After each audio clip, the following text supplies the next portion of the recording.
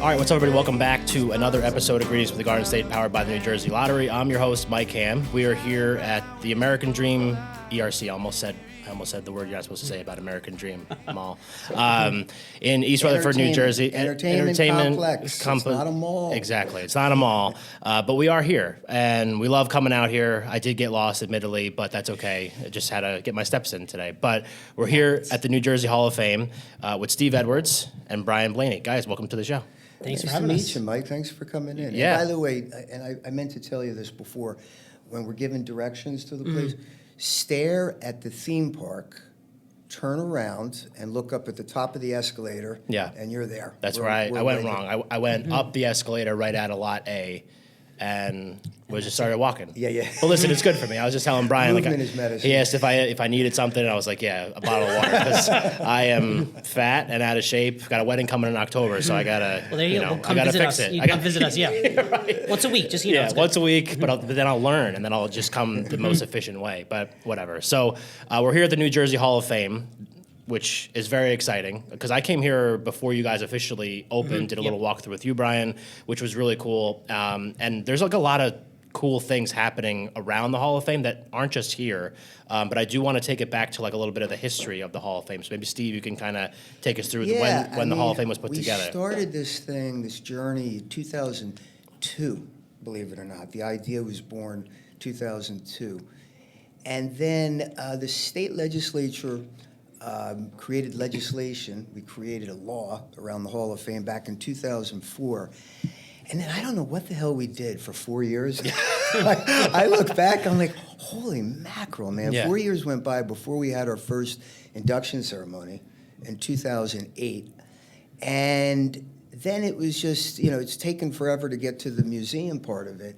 But ever since 2008, we've had an annual induction ceremony. I was just talking to someone yesterday who said, boy, it took a long time to get lift, although this is the first state Hall of Fame in the United States. Yeah. Of its kind. And I thought, yeah, it did. And thank God for the induction ceremony, because that got everyone to look at least once a year at all the celebrities that were showing up, Sure. from Bruce to Bon Jovi to Toni Morrison, so on and so forth. And so that's been a constant since 2008. And now we've got this magnificent museum, which we're so excited about. Yeah, can we go back to like in 2002 when the legislation gets passed? So like, who are the people that are kind of the drivers behind the Hall of Fame, and what is because you said like nothing like this exists in the United States outside of New Jersey, which I love. I love that we're the only ones that have this. But what is the idea? Like, you know what? We got a lot of really cool people from here that people don't know. I was the evangelist early on in 2002. But I immediately met people like Bart Oates, former center with the Giants, Joe Piscopo, we know him from Saturday Night Live, and George Zoffinger was there in the beginning, and Paul Sarlo, Senator Sarlo, Carrillo, Senator Crine. The bottom line is that it just sort of picked up like a snowball. The mission's always been the same since we started it, which is celebrate New Jersey, honor our legends, and the soul of this organization, though, is not Jersey pride, as important as that is. It is to inspire children and people of all ages to realize their highest, best sense of self and for the greater good. And when you look at our inductees, that is what they have done. And so that was always the mission from those early salad days. And we've just kept expanding over time. And you talked about, we're the only state that has this kind of a museum.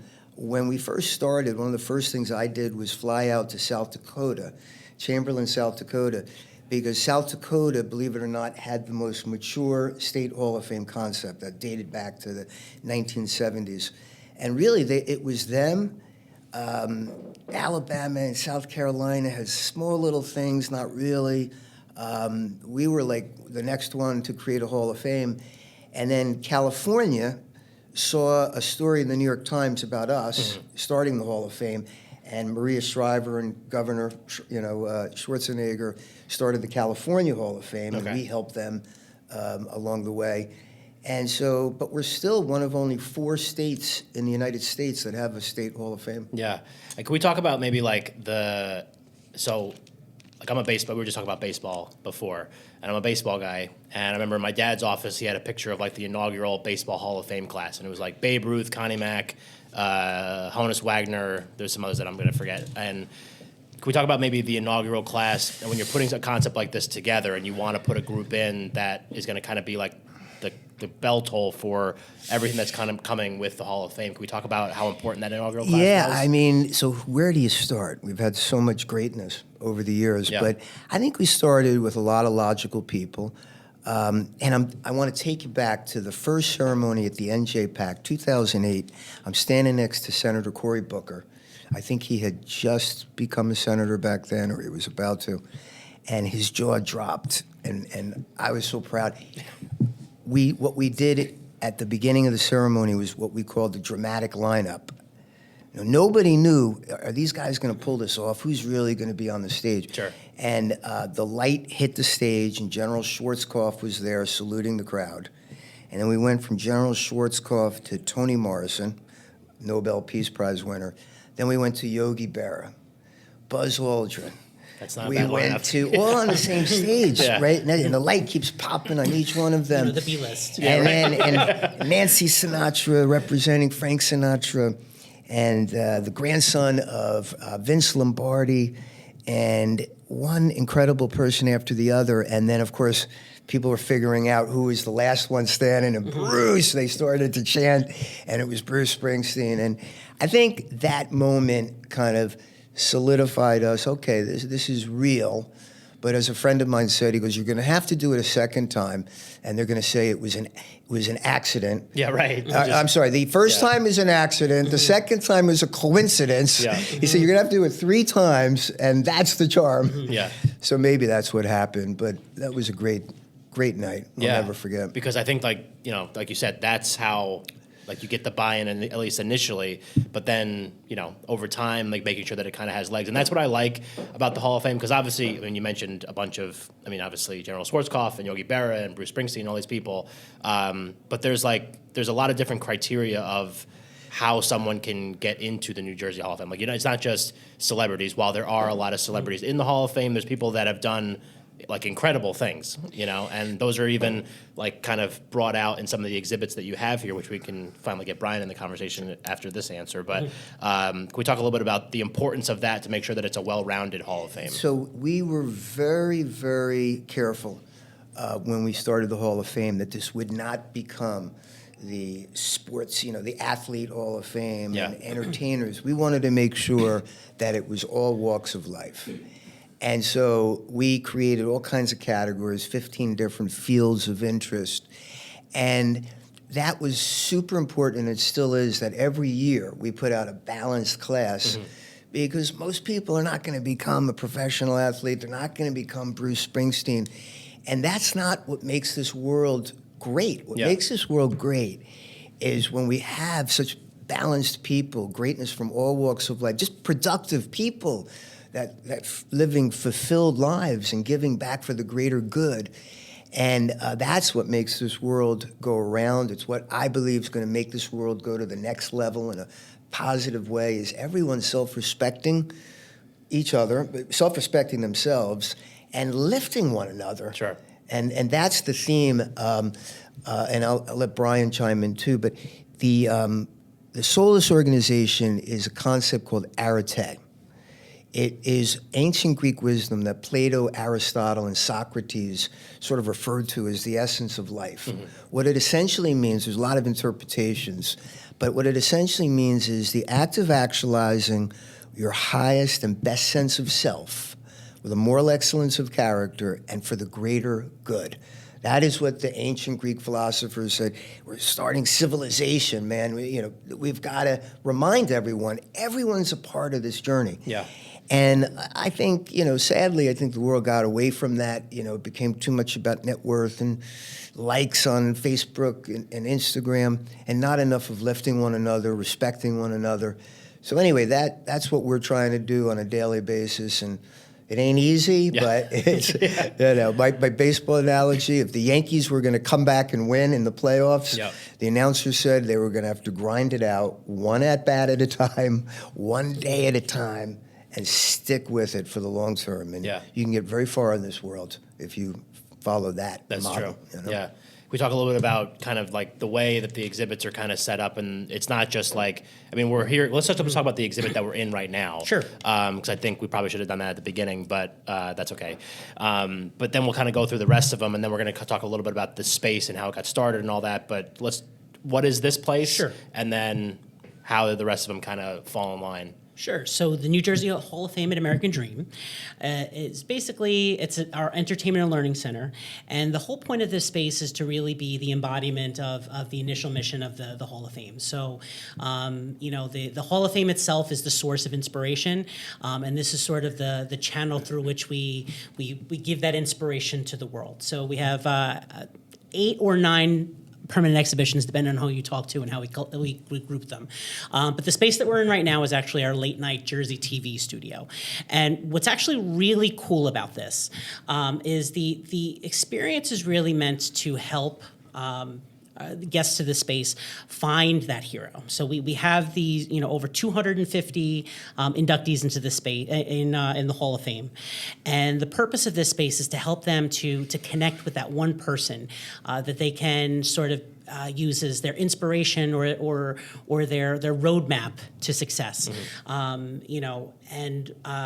What we do in this space here is we allow our guests to have an intimate conversation, much like how we're talking right now, an intimate conversation with our inductees. So we have hundreds of hours of footage of us sitting down with our inductees and asking them questions and hearing their life stories and all of that really super interesting stuff, like, asking them silly questions like pork roll versus ham. I'm not going to weigh in because I know that's Sure. a hot button issue. Yeah. But so It's been beaten to death, honestly. Yes. Let's just be real. So I mean, I have an answer and it's right, but yeah, everyone does. but it's silly stuff like that, which is interesting because there's that human kind of fun, humanizing aspect of things.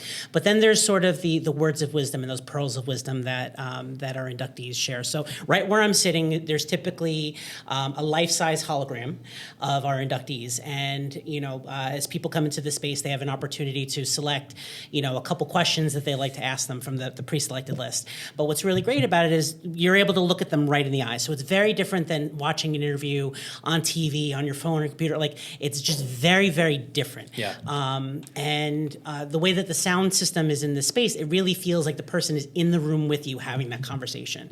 So when you want to find out what inspired, John Bon Jovi, or Danny DeVito, and those are some of the bigger names that probably everyone knows. But then you have other people like David Mixner, who was a big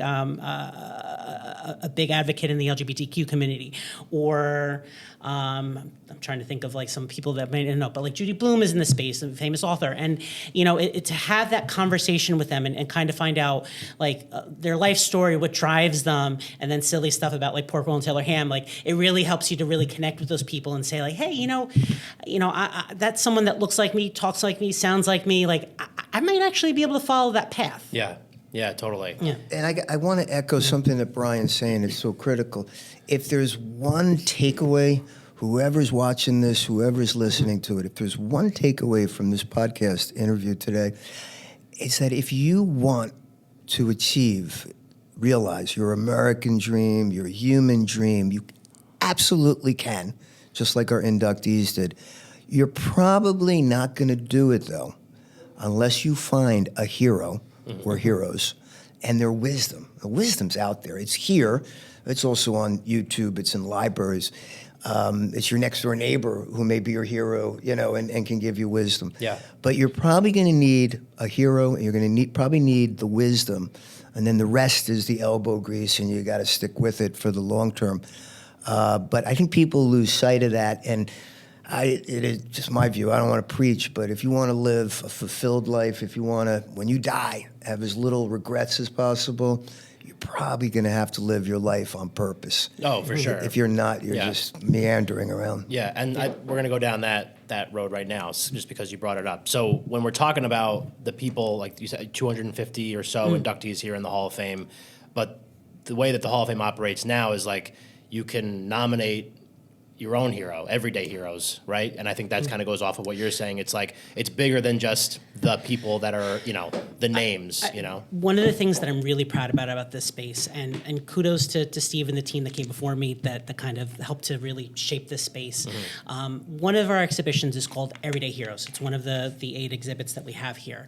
And what I really like about it is an opportunity for any guest that comes into this space can nominate someone in their life. It could be a teacher that was particularly impactful, a principal that made a difference, the neighborhood mom that took care of everyone and made sure everyone, was doing what they were supposed to be doing. It could be anyone from any walk of life. And it's an opportunity to sort of tell their stories along the stories of, all of the other greats. And we hold them up shoulder to shoulder, with our inductees. Like maybe those people aren't going to win a Super Bowl ring or an Emmy Award or write a New York Times bestseller or whatever. But the impact is still the same and the story is still the same. And to be able to hold those individuals up alongside your Bruce Springsteens and everyone else, I think it's a really remarkable thing. And it really drives home the point and really is indicative of what we really mean what we say when we say we want to provide inspiration. It's not just about like the celebrities. I mean, that's the cool part. Sure. But to really have that meaningful impact on people's lives. Yeah, like you need the celebrity side just to make people like aware of it almost. Yeah. And then you get the buy-in like we were talking about before. Mm-hmm. And then now it's like, it's not, you can basically take people and show them like, hey, teacher, firefighter, whatever, like people that make an impact on a day-to-day basis and have them recognized in some capacity in that everyday heroes type of fashion because those exist. And that's, like you were saying, like you need people like that and live your life on purpose, Yeah, the celebs hook people in. I think there's no question about it. We live in a celebrity-obsessed world for the better or worse, but most of us, myself included, are not going to be celebrity. It doesn't mean that, you should fall apart and say, I never had a great life. Yeah. There's so much greatness out there to be had, but it begins with really being ready every morning to fight your way out of bed for what feels right. Living that life on purpose, it's so important. Totally. Can we also, let's go back to kind of the trajectory of the Hall of Fame. So we talked about the 2008 class. We were just talking about this physical space here, but the space is about a year old now, right? Coming up, it's going to be a year in June. So we're so a year in June. 8 months in, I knew it was like right around there. That's about when we met. Yep. So can we talk about from 2008 to basically 2024, so 16 years of not having a physical space. Can we take me through like what it was like trying to generate awareness and make people aware of all the stuff that you were doing with such a great organization and spend, space, the original plan was to have a museum. Naive Steve. Sure. We'll build it in 5 years, no problem. No. I like how you think. Think big and then find out life it's going to take a little longer. Has a different idea. Steve has no shortage of ambition. Listen, you got to start somewhere. Start with a vision and be flexible, right? And so it became clear that we weren't going to do it in 5 years. And so what do you do? So I think after probably 5 years, what we did was probably around 5 years in, 2013, we created a Michael Graves designed mobile museum, a field trip on wheels, an 18-wheeler tractor trailer, state of the art. It was about 800 square feet. It was very cool. And we took that from school to school, and we went out to the state fair in Sussex County. We got 14,000 people in the mobile museum. Oh, wow. In 7 days. We were averaging 2,000 people a day. Pretty remarkable. Yeah. And so we did that. And then right around that time, maybe shortly thereafter, there was an opportunity to start creating public exhibits. I think the first ones were at Newark Airport, and that's where a lot of people have seen the Hall of Fame, all 3 terminals of Newark Airport. We have Michael Graves designed inspirational posters with quotes, inspirational quotes our inductees have made to brighten people's day, give them a little wisdom. And then it started to expand. We went to the Garden State Parkway. We have these Hard Rock Cafe exhibits we've created up and down the Garden State Parkway in honor of various inductees. We then went to New Jersey Transit, motor vehicles. So I'm proud to say that, beyond this museum, which is so critically important, we're also, I think, 100 million people are seeing one exhibit or the other every year. So that was terrific. Yeah. The Mayo Performing Arts Center is the heart of arts and entertainment in Morristown, New Jersey. MPAC presents over 200 events annually and is home to an innovative children's arts education program. To see MPAC's upcoming schedule of world-class concerts, stand-up comedy, family shows, and more, head to mayoarts.org or just click the link in our show notes. And I think that's kind of like what I was talking about, like expanding beyond just like this physical space, because before this physical space, you had to kind of be mobile and everywhere. And, just like talking about going down the parkway and stopping in, to use the restroom or, grab a burger because I didn't eat before I left or whatever, and I got a long drive. Like, you stop and you see like the, people like either the photos with like the bios and stuff next to them, or like, somebody's jacket or somebody's this or whatever. And to me, like that kind of was like the first thing that I saw. I remember like when I started this show and I was like, oh, that's kind of cool. Like I want to learn more about this, and then started kind of going through, and then now here we are with an actual physical space. Thank you, by the way, for what you do, promoting the whole Jersey Pride thing. Yeah. And it's Governor Keane. This goes back before your time, but Governor Keane was governor in the 1980s. He was a terrific governor, as is Governor Murphy, who's done so much to help us, and the First Lady, New Jersey Hall of Fame. But Governor Keane used to say that when people feel proud of where they come from, they feel anything's possible about the future. And he did the infamous Jersey and you perfect together in his Bostonian accent. I think he was from the original. But the point is, Jersey Pride is an important part of the mission as well. And you do so much for it. So thank you for that. No, I appreciate that. But, I forget who I was talking to about this recently. Like there's a lot of people doing a lot of really great things for the state as a whole. And like you're seeing that more and more recently. Like there's more, content creators creating stuff about New Jersey and just celebrating all the great things. And then there's organizations like this. We do a lot of stuff with the guys from Weird New Jersey, which is just, its own thing. But like they're a blast and people love them and have been reading them since, basically before I was born, which is, I call them like the OG content creators of New Jersey. So there's a lot of great people doing stuff out there, and I appreciate that. And we're a notorious state, for better or worse. Yeah. We're known for a lot of things, the mobsters and whatever.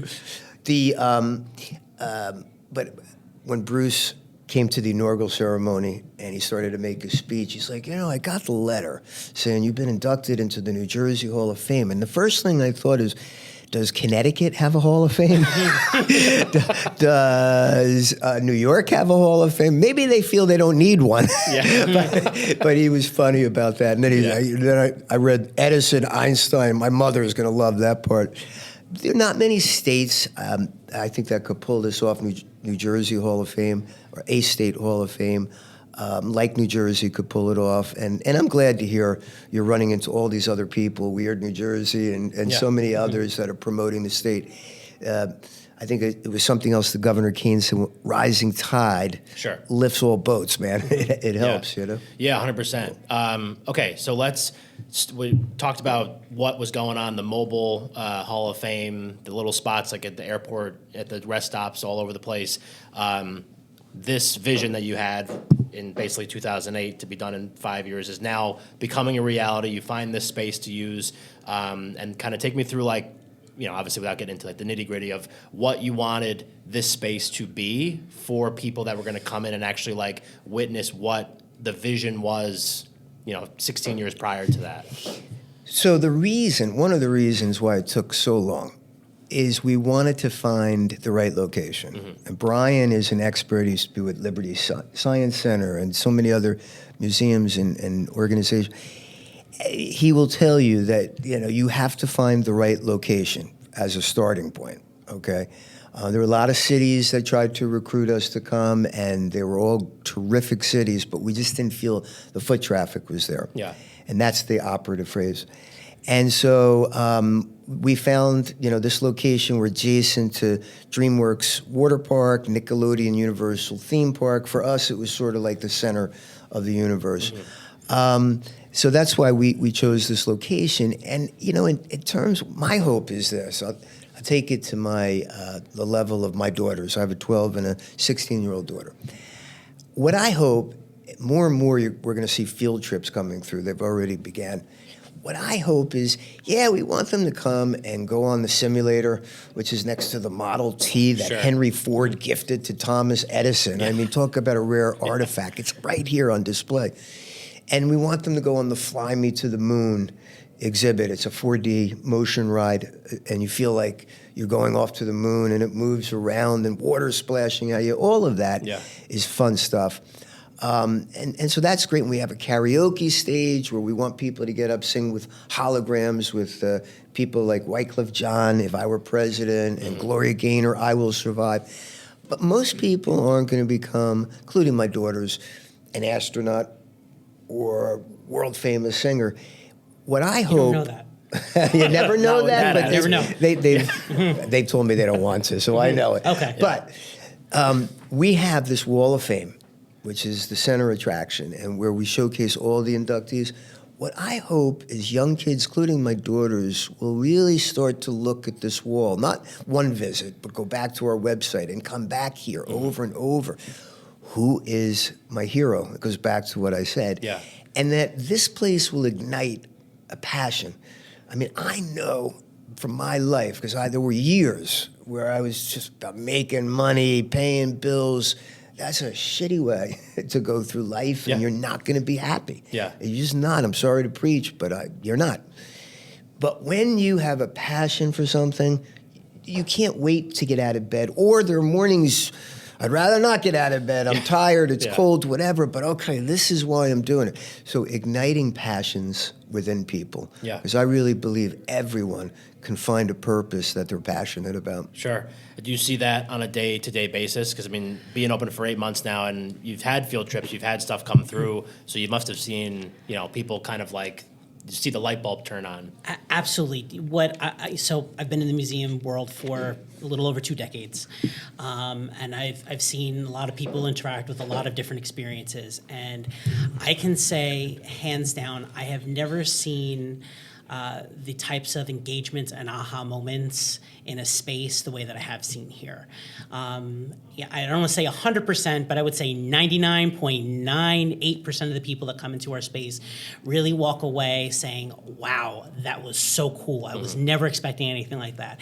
And part of that is the nature of the experiences themselves, but you do see a lot of those moments, those light bulb moments, where like, oh, I didn't know that person was from New Jersey, or wow, like I didn't know, I didn't know that the first kiss on film was in New Jersey, and all that sort of stuff. Yeah. Oh my God. Yeah, there we go. Oh yeah. So the film industry started in New Jersey. Yeah. It started in New Jersey. Thomas Edison. It's coming back, baby. Yeah, it's coming back. It is coming back. Exactly right. And you see those moments all the time. So if I don't want to diminish or understate the experiences, like the gimmick, this experience is like there's gimmicks, and there's sort of the hooks, but really it's those aha moments that people walk away with that that are really impactful, and you realize like, yes, that was exactly what we wanted to set out to do. And it's going to take a while, because you got to be around, you got to get into people's consciousness, but we're connecting through curriculum plans to students and adults too. It's not just about children. This is about igniting a passion in an adult who may be lost in life at the age of 30 or 40, and they think it's too late, and our message is it's never too late. So curriculum plans are one way that we're connecting with students or adults before they come in, and then after they come in. And then, of course, we're generating positive press, especially with our annual induction ceremony with all the celebs that show up. So we're staying connected in that way. But the point is that we're going to have to really work at it. You're not going to hit someone over the head and turn them into the next Thomas Edison overnight. But we're working at it, particularly through our partnership with the New Jersey Education Association, all that we're doing with educators, so important. We're trying to reach parents.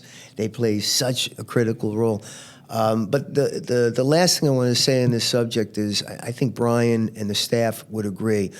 And we're only one of many organizations that do this around the world. I think we're at this point in history with all these existential threats that exist, Sure. from nuclear to the environment to AI. But I'm heartened by something that Stephen Hawking's, the famous physicist, the great physicist, said right before he passed away. He said, we've got all these threats, but don't jump off the ledge yet. What an opportunity to inspire the next Edison and the next Einstein, whoever he or she is, to help us to overcome these threats. So that's something that drives me, is that on any given day, someone walking through that door, we don't know, could be and I reminded our staff of that before. Pull them in. You may be bringing in the next Edison. They just needed a little inspiration. Yeah. You know, I always say that spaces like this, like the work that we do isn't serious. Like on the day-to-day, it isn't serious, but it is important. Right. You know, precisely for that reason is because we don't know who we're going to inspire. And, you know, part of the reason why I was very excited to become a part of all of this was, you know, having the opportunity to do that and be a part of this in a different way. You know, my passion is on it's STEM, and I've worked in that world for a very long time. But you know, overall, having the opportunity to sort of, you know, just make people better. You know what I mean? It doesn't matter how you make them better or find a way to make them better. And I think this space is just one of those places where we're able to do that in a really awesome way. Yeah. So we love stories on this show. And I'm curious because you've pretty much seen you have seen every induction class that's come through.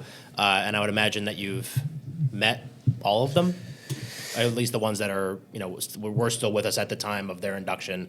Are there ones, you know, maybe outside like the obvious ones that maybe like you knew that they were important for the Hall of Fame, but you weren't quite ready when they maybe did their induction speech, or when like whatever it meant to them from a inductee standpoint, is something that like impacted you? Were like, wow, this is it. Like this is why we put our shoes on every day. Great question. The most surreal moment when it hit me was I had the presence of mind. I produce the induction ceremonies every year, and including the first one. And I had the presence of mind to be in the moment and to go out right before Bruce Springsteen's induction, who's always been a hero to me. His music is so amazing, the wisdom he offers.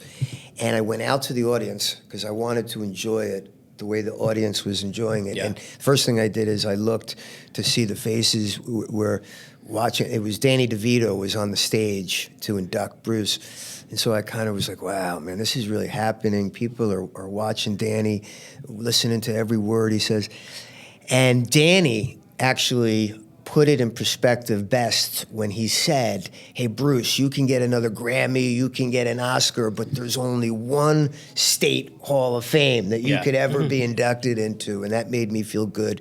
And then Bruce came out and gave a remarkable, one of the best speeches that any inductee has ever given, really putting into perspective. Oh, he was funny. He said, even with this wonderful Hall of Fame, we know there's another bad Jersey joke just around the corner.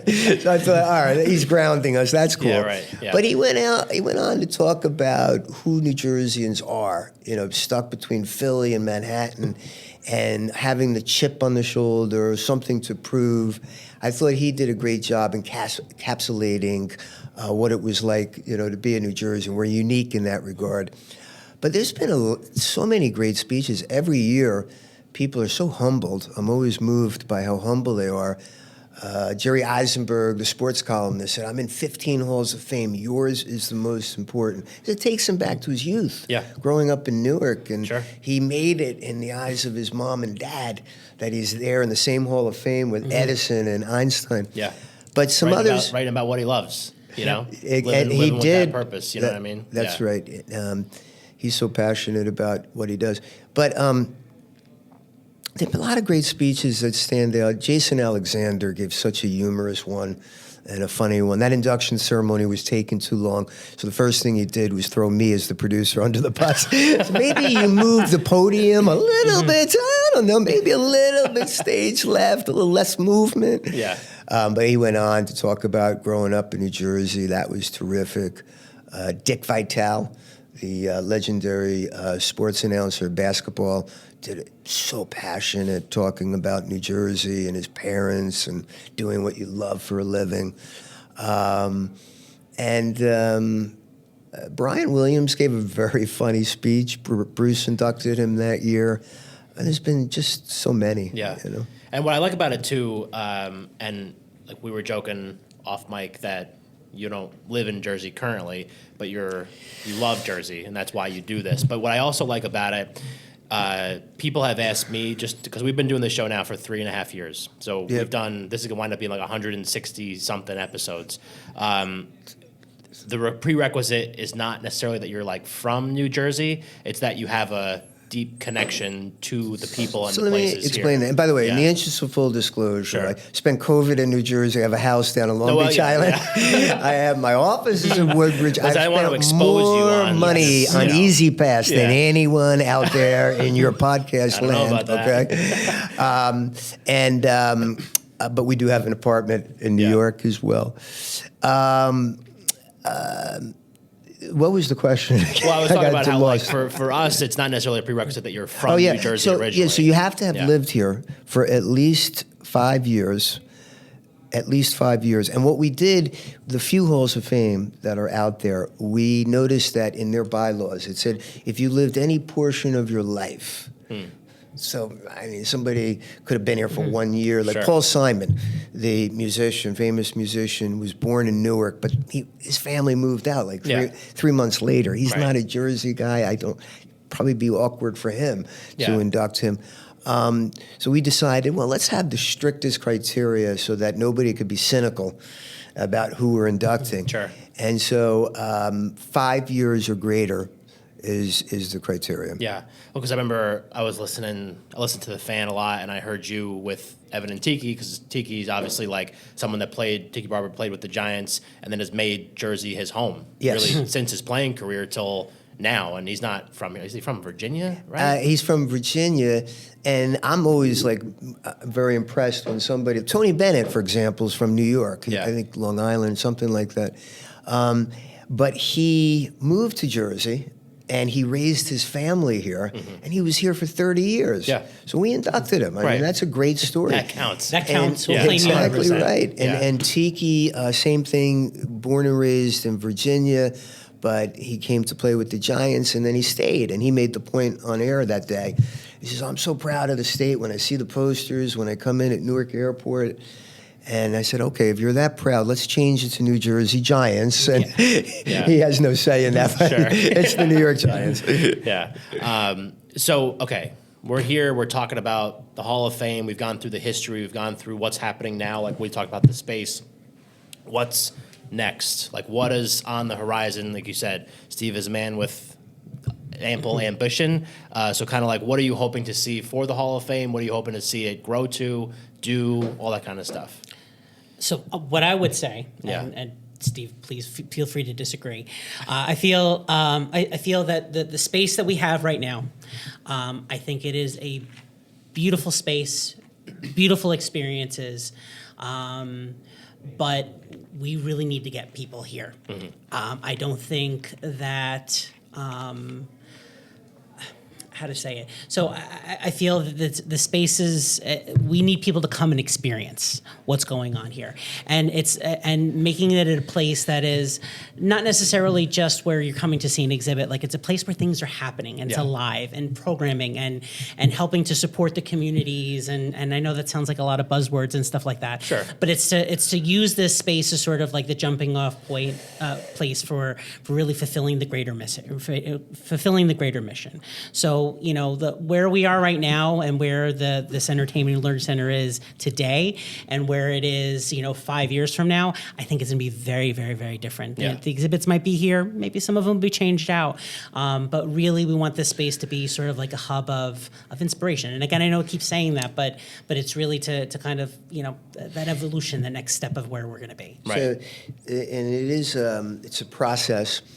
And nothing's easy in this world. I just true. say, all your Yeah. listeners, life is so tough. Yeah, it's really tough, and you just got to keep going and stick with it. But there's two areas why I think this place is going to be really, really successful. One is field trips, and we've just begun that journey. And and Bryan reminded me of this, when an educator comes here with their students and they see it's connecting with their students and they themselves love the karaoke stage and the Fly Me to the Moon simulator, they make a decision pretty much in the moment probably. I want to keep coming back here. Yep. I need ways to inspire my students, to get them to listen to me and to do their homework. So I think field trip's going to take off. It's just going to grow like a snowball, like the Hall of Fame grew like a snowball over the years. The second thing, and Bryan could attest to this, is no museum, which is, we call this an entertainment learning center, but it's a museum, right? It doesn't work without programming, robust programming throughout the year. Almost, you can call it 365 days a year. So March 30th, we're really kicking off with the first. We've had a few homecomings to test things out, but March 30th is going to be kind of the stake in the ground. We're honoring James Gandolfini, who I went to college with, by the way. He was my bartender. He was intimidating back then, too. I'll tell you that story after. We're going to be honoring James for his amazing, he peaked in the acting profession, not just Sopranos, but his whole body of work. His wife, Deb, a very lovely woman, and his daughter, Lily, who were here about a month ago. They're flying back in for this special day. We'll have some VIP Sopranos there and other VIPs. And that we're also the same day going to go take a look at the service area that we just unveiled on the Garden State Parkway for James Gandolfini. We've got Harlan Coben coming in April to hopefully inspire the next Harlan Coben. That's what this is. It's about the next Gandolfini, the next Harlan Coben. We have a variety of former Giants players coming in April or May. Tiki Barber, you mentioned one, Bart Oates, Harry Carson, hopefully Phil Simms and others.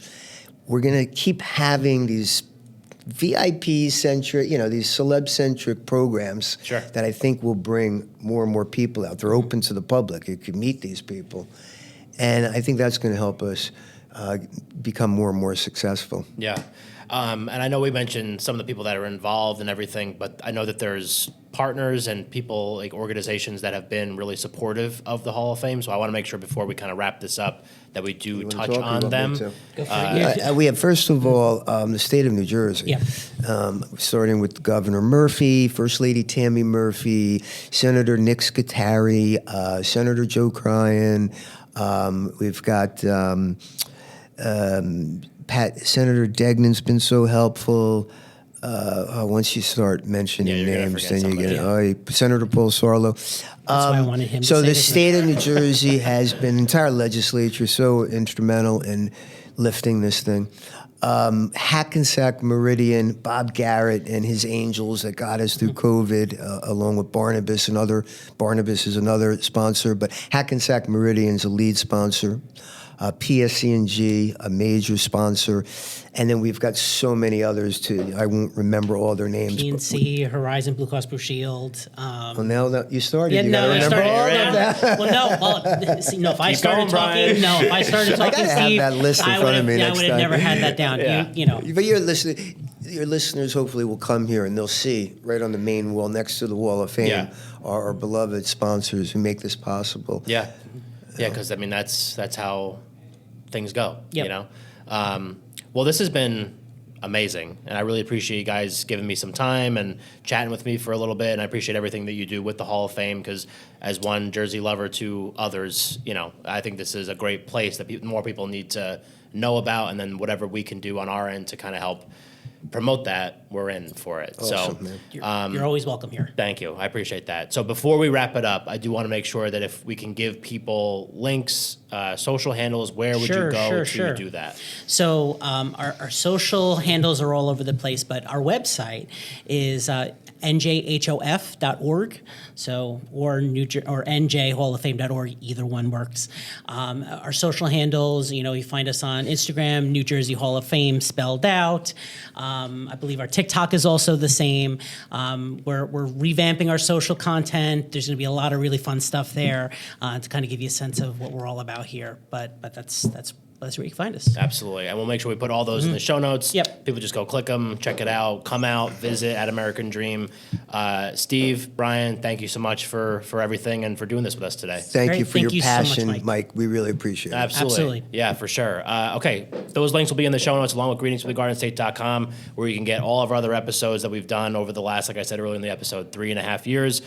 This has been the Greetings from the Garden State podcast, powered by the New Jersey Lottery. I'm Mike Ham. We were here with Steve Edwards, Bryan Blaney. Thanks for listening, and we'll catch you next time. Peace. See you next time.